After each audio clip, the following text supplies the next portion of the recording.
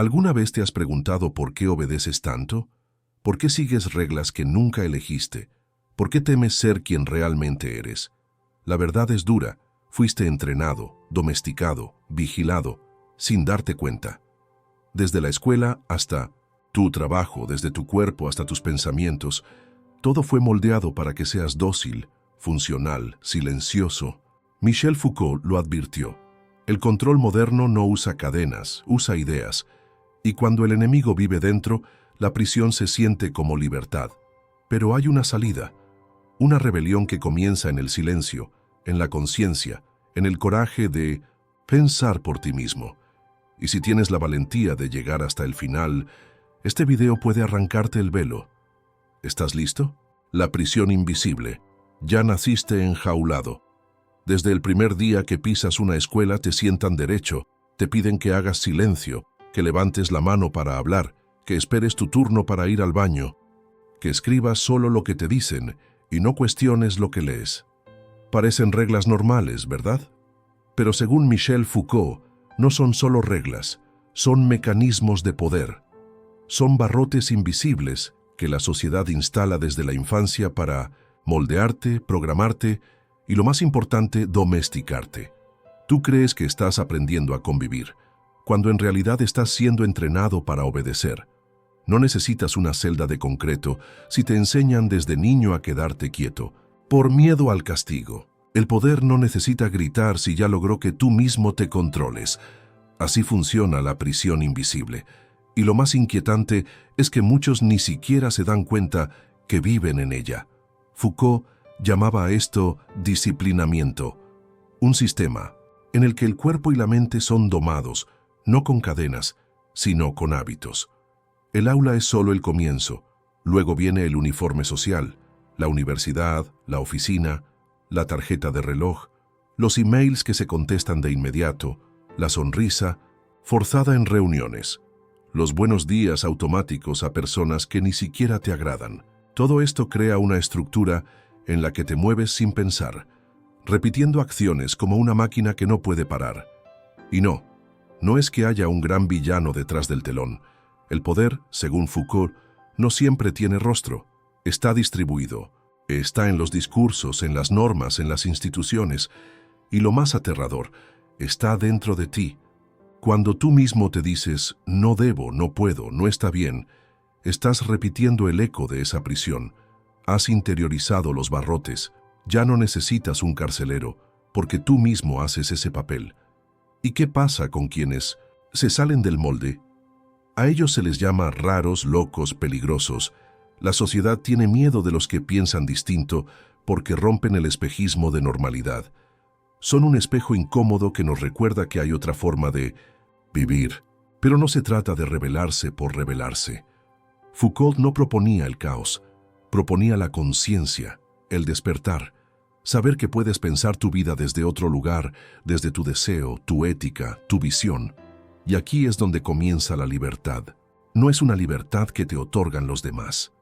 Es una libertad que construyes dentro de ti. Una libertad que exige coraje, porque implica hacerte responsable. Ya no podrás culpar al sistema si decides romperlo. No podrás seguir diciendo, es que así me enseñaron, si decides dejar de repetir.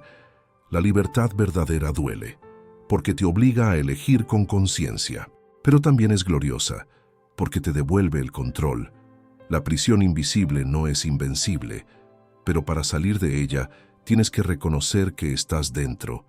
Tienes que tener la valentía de mirar a tu alrededor y decir, esto no lo elegí yo, esto fue puesto sobre mí. Y luego hacer la pregunta más poderosa que existe. ¿Quién sería yo sin estas cadenas? Esa pregunta no tiene una respuesta inmediata. A veces es un proceso largo, doloroso, lleno de dudas. Pero también es un camino hacia una vida más auténtica. Hay quienes vivirán y morirán dentro de la cárcel sin darse cuenta. Pero si estás leyendo esto, si sientes algo que te incomoda, si tu alma se mueve, entonces ya estás al borde del despertar. No necesitas romper paredes. Solo necesitas abrir los ojos. La puerta siempre estuvo entreabierta. El primer paso es atreverte a cruzarla. El poder está donde menos lo esperas y vive dentro de ti. Nos han enseñado a mirar el poder como algo lejano, algo que reside en los gobiernos, en los militares, en los grandes empresarios o en las estructuras visibles de autoridad. Pero Michel Foucault destruye esa ilusión con una verdad inquietante. El poder no está allá afuera solamente. Está aquí, dentro de ti, operando en silencio cada vez que decides callar por miedo, cada vez que cambias tu manera de actuar para agradar, cada vez que te adaptas sin cuestionar. El poder no siempre se impone con violencia. A veces se disfraza de amor, de cuidado, de aceptación social. Se disfraza de likes, de sonrisas diplomáticas, de hacer lo correcto. Y lo más peligroso, tú lo reproduces sin darte cuenta. Foucault reveló que el poder moderno ya no necesita imponer. Ahora seduce. Ya no castiga con látigo, castiga con vergüenza. No te encierra en una celda, te encierra en una identidad. Te premia cuando te adaptas, te excluye cuando te diferencias. Y eso te moldea. Empiezas a vestirte de cierta forma no porque quieras, sino porque sabes que así se ve mejor. Hablas con ciertas palabras no porque creas en ellas, sino porque así suena más profesional. El poder actúa en tu forma de pensar, de hablar, de moverte. Se instala en tus elecciones diarias, en tus hábitos, en tus silencios. Y aquí viene lo más brutal. Mientras crees que estás eligiendo libremente, muchas veces solo estás obedeciendo una estructura que aprendiste sin darte cuenta. Tu deseo ha sido colonizado. Ya no sabes si lo que quieres realmente viene de ti o es una proyección del sistema. Esa camisa, ese trabajo, ese estilo de vida, ¿lo elegiste tú? ¿O fue la sociedad la que puso esa idea en tu mente desde la infancia? Foucault nos invita a hacer esta pregunta con valentía. ¿De quién es el guión que estás actuando? Pero también nos da esperanza. Porque si el poder actúa desde dentro, la libertad también puede brotar desde dentro. El primer acto de liberación es tomar conciencia. Cuando te das cuenta de que estás repitiendo un patrón, tienes la opción de detenerlo. No necesitas romper muros para ser libre. A veces basta con cambiar una idea, con decir no, donde siempre dijiste sí, con permitirte pensar distinto, aun si eso incomoda, porque pensar por ti mismo es el acto más revolucionario que puedes hacer. El sistema no sabe qué hacer con una persona que ya no desea sus premios. Si dejas de buscar aprobación, el poder pierde su fuerza sobre ti. Si dejas de temer al rechazo, ya no pueden controlarte. La verdadera revolución no está en las calles, está en tu alma, en tu conciencia, en el momento en que dejas de vivir para complacer y empiezas a vivir para ser. Y no es fácil, porque al romper con los mandatos invisibles, también rompes con certezas. Aparece el vacío, la soledad, el ¿y ahora qué? Pero ese abismo es el umbral de la autenticidad. Es el espacio donde puedes reconstruirte con tus propias manos, donde puedes redefinir lo que significa éxito, belleza, amor, espiritualidad, no desde lo que te impusieron, sino desde tu verdad. Desaprender duele, pero no desaprender es morir lentamente. Morir de rutina, de represión, de mediocridad emocional. Tú no fuiste creado para ser obediente. Fuiste creado para ser consciente. Y esa conciencia, aunque sea silenciosa, asusta más al sistema que 1000 gritos, porque una mente despierta no se puede volver a cerrar. Una vez que ves la jaula, ya no puedes vivir como si no existiera. Así que la pregunta no es si el poder te domina. La pregunta es, ¿hasta cuándo vas a permitirlo?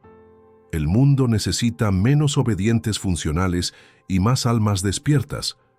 No para destruir, sino para reconstruir. No para imponer, sino para iluminar. Y esa revolución empieza contigo. La vigilancia silenciosa. El ojo que nunca parpadea. Imagínate vivir en un edificio donde no sabes si alguien te está mirando desde una torre en el centro. Podría estar vacía. Podría estar llena. Pero tú no sabes. Entonces, para evitar castigos, decides comportarte bien todo el tiempo, por si acaso. Ese es el concepto del panóptico, una estructura de vigilancia teorizada por Jeremy Bentham, pero que Foucault tomó y expandió magistralmente. Él explicó que no se trata solo de un edificio, sino de una lógica de control que se ha extendido por toda la sociedad moderna. Ya no necesitas un guardia en cada esquina, porque ahora tú mismo te vigilas. Eres tu propio carcelero. La sociedad ha logrado instalar cámaras invisibles dentro de tu mente. Y hoy, el panóptico ha evolucionado. Se llama red social. Estás constantemente expuesto, etiquetado, validado o excluido con un simple gesto, un like, un comentario, un silencio. Cada publicación que haces ya no es libre, es calculada. Cada opinión que expresas pasa por un filtro mental. ¿Qué pensarán de mí? Lo que eliges mostrar y lo que decides ocultar forman parte de ese mecanismo silencioso que te obliga a ajustarte al molde. No es censura directa, es algo más sofisticado, es autocensura. Foucault advirtió que ese tipo de poder es más eficiente que cualquier dictadura, porque no necesita castigos públicos, basta con sembrar la sospecha, el juicio, el miedo al ridículo. Así se forma una sociedad de personas dóciles que siguen las reglas sin saber quién las escribió. Y lo peor, agradecen por ello. Aplauden el control disfrazado de orden, de normalidad, de éxito, porque el sistema no necesita represión cuando logra que tú mismo te calles. El ojo que nunca parpadea no está solo afuera, está en ti. Es esa voz interna que te dice, no hables de eso, no seas tú mismo, no digas lo que realmente piensas, porque podrías perder tu puesto, tu pareja, tu reputación. Y sin darte cuenta, cada vez que obedeces esa voz, te alejas más de tu esencia. Cada vez que ocultas tu verdad para proteger tu imagen, refuerzas la prisión que te enseñaron a amar. ¿Y cómo se rompe ese ciclo? No con rebeldía vacía, sino con autenticidad radical. Decidir ser tú aunque tiemble la voz. Decidir hablar tu verdad aunque se cierren puertas. Porque cada acto de honestidad es una grieta en el muro del control. Cuando vives con integridad, estás desactivando la vigilancia interna. Ya no actúas por miedo, actúas por convicción. La sociedad no sabe cómo manejar a alguien que ya no necesita aprobación, a alguien que no teme ser juzgado, a alguien que ya no vive según la mirada de los demás, sino desde su propósito interior. Esa persona es libre, y por eso mismo se vuelve peligrosa para un sistema que se alimenta del conformismo. Foucault no era un pesimista, era un revelador.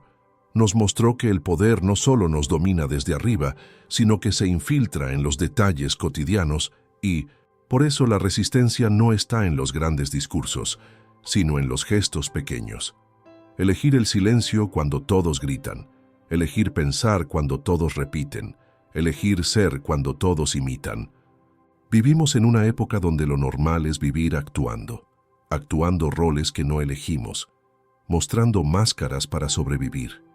Pero la libertad comienza cuando decides quitarte el disfraz. Cuando miras al ojo que te vigila y dices, ya no te tengo miedo. Porque cuando pierdes el miedo a ser observado, te haces invencible. Cuando dejas de vivir para la mirada del otro, empieza tu verdadera vida. No hay revolución más profunda que esta, recuperar tu verdad en un mundo que premia la apariencia. ¿Educación o domesticación? Desde pequeños nos enseñan que la educación es el camino hacia la libertad, que cuanto más estudiamos, más conscientes, más sabios, más humanos nos volvemos. Pero Michel Foucault lanza una advertencia incómoda. ¿Y si el sistema educativo no fue diseñado para liberarte, sino para controlarte? ¿Y si en vez de encender tu pensamiento, lo apaga poco a poco, enseñándote a memorizar, pero no a cuestionar? Lo que llamamos educación podría ser, en realidad, la primera etapa de la domesticación mental. Foucault observó que la escuela moderna no nació por casualidad. Fue creada como un espacio de control sistemático, donde los cuerpos y las mentes fueran moldeados al ritmo de la obediencia. Bancos alineados, horarios rígidos, campanas que marcan el inicio y el final, exámenes que clasifican, uniformes que homogeneizan. Nada es neutro. Todo tiene un propósito: convertirte en un ciudadano dócil, funcional, que no haga demasiadas preguntas, que siga instrucciones sin desobedecer, que sepa encajar en una sociedad diseñada por otros. Te premian por repetir, no por pensar. Te castigan por equivocarte, en lugar de enseñarte a aprender del error. Te enseñan fórmulas, fechas, teorías, pero nunca te enseñan a conocerte a ti mismo. Nunca te preguntan, ¿qué te apasiona? ¿Qué te rompe por dentro? ¿Qué te hace sentir vivo? Porque ese tipo de educación no es rentable para el sistema. Un ser humano despierto, que sabe quién es y qué quiere, no puede ser domesticado. En cambio, si desde niño te enseñan que hay una única forma correcta de hacer las cosas, que equivocarte te hace menos valioso, que debes competir contra los demás para valer algo, entonces habrás interiorizado el guión de un mundo donde la obediencia vale más que la creatividad. Así, cuando seas adulto, no necesitarán imponerte normas. Tú mismo las seguirás con miedo a ser excluido, con miedo a no ser normal, con miedo a fracasar en un sistema que nunca estuvo hecho para ti. Y esto no se detiene en la escuela. Continúa en la universidad, en el trabajo, en las relaciones. Cada institución refuerza la idea de que debes adaptarte, encajar, no incomodar. Que tu valor depende de tu desempeño, de tus títulos, de tu currículum. Pero ¿dónde queda el alma en todo esto? ¿Dónde está el espacio para lo invisible, lo sensible, lo intuitivo, lo espiritual? Foucault no decía esto para desmoralizarnos, sino para despertarnos, para recordarnos que tenemos el poder de romper el molde. No se trata de destruir la educación, sino de transformarla, de pasar de una educación que domestica a una que libera, de una que adoctrina a una que despierta, una educación que enseñe a pensar, a sentir, a cuestionar, a elegir, una educación que forme seres humanos completos, no máquinas productivas. El verdadero aprendizaje comienza cuando te atreves a desobedecer intelectualmente, cuando decides que no todo lo que te enseñaron es verdad, cuando te das el permiso de investigar por tu cuenta, de descubrir nuevas formas de ver el mundo, de construir tu propia cosmovisión, no para vivir en rebeldía sin sentido, sino para vivir con propósito, con conciencia, con autenticidad. No, todos los que fueron a la escuela están educados, y no todos los que fueron excluidos están perdidos. A veces, los más sabios son los que se atrevieron a aprender fuera del sistema, a leer con hambre, a escribir con fuego, a buscar sin que nadie los empuje. Ellos son los verdaderos libres. Tú también puedes serlo. No necesitas romper todas las reglas, solo necesitas empezar a hacerte preguntas. ¿Quién te enseñó lo? ¿Qué crees? ¿Por qué lo sigues creyendo? ¿Qué verdades has aceptado sin investigar? La educación comienza cuando la domesticación termina, y la domesticación termina cuando te atreves a pensar por ti mismo. El cuerpo, como campo de batalla. En la superficie, puede parecer que la lucha por el control se libra solo en las ideas, en las palabras, en las instituciones visibles. Pero Michel Foucault nos hace mirar más profundo, más incómodo, más real. El verdadero campo de batalla es tu cuerpo. No solo tu mente ha sido programada, tu cuerpo ha sido entrenado, moldeado, disciplinado desde la infancia para encajar, agradar, obedecer. Y lo ha hecho tan bien que ahora se autocorrige antes de salirse del molde. El poder moderno no golpea, te hace sonreír mientras te domestica. No te impone cadenas físicas, te vende estándares, modas, apariencias, estilos de vida que tú mismo compras creyendo que estás eligiendo. Tu postura, tus gestos, tu tono de voz, tus silencios, tus elecciones sobre comida, descanso, sexo o de vestimenta, todo ha sido regulado. Todo ha sido penetrado por lo que Foucault llama biopoder, un tipo de control que actúa directamente sobre el cuerpo y lo vuelve útil, productivo, dócil. Así como antes los reyes castigaban cuerpos en público para imponer autoridad, hoy el sistema controla tu cuerpo con espejos, dietas, filtros, pastillas, likes y cirugías. Te convencieron de que tu cuerpo es un proyecto que nunca está terminado. Siempre hay algo que mejorar, arreglar, ocultar. Este poder es más sutil, más cruel, porque lo aceptas con una sonrisa. Te esclaviza a través del deseo, el deseo de aceptación, de éxito, de pertenencia. Si estás gordo, te descartan. Si envejeces, te invisibilizan. Si piensas diferente, te patologizan. El cuerpo ya no es sagrado. Es una vitrina social que exige mantenimiento constante. Se ha vuelto una carta de presentación, una marca personal, una mercancía. Y lo más oscuro, muchas veces el cuerpo termina sirviendo a estructuras que lo explotan. Trabajas hasta el agotamiento, comes rápido, duermes poco, te anestesias con pantallas, todo porque crees que así estás cumpliendo con tu deber. ¿Pero con quién? ¿Quién gana con tu fatiga? ¿Quién lucra con tu baja autoestima? ¿Quién se beneficia cuando tú te odias frente al espejo? Foucault no nos ofrece un camino fácil, pero sí uno verdadero. Recuperar el cuerpo como territorio de resistencia. Aprender a habitarlo desde el respeto, no desde la exigencia. Escucharlo, no manipularlo. Honrarlo, no exprimirlo.